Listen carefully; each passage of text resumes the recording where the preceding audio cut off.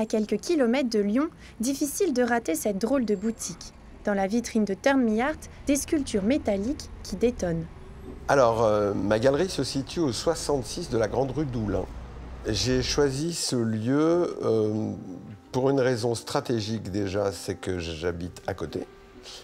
Mon atelier de fabrication est situé à peine à 800 mètres. Et la deuxième raison, elle est totalement affective.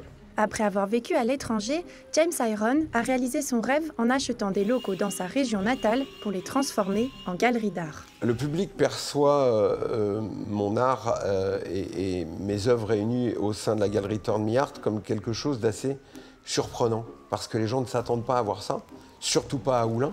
Et c'était un lieu qui était destiné à ça, à la rencontre. Et c'est la richesse de la vie, c'est l'échange avec les autres.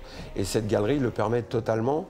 Et c'est aussi dans ce but que j'ai créé cette galerie. Avec des œuvres dignes de grands films hollywoodiens, la galerie attire le regard et suscite la curiosité des passants.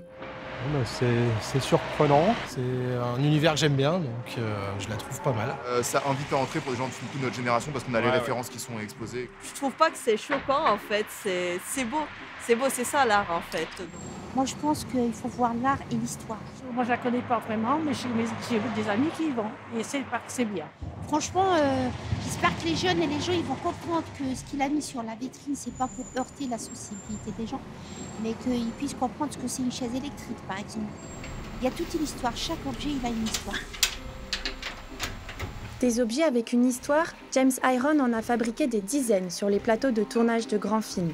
Un artiste aux multiples facettes qui ne cesse de surprendre et de se renouveler.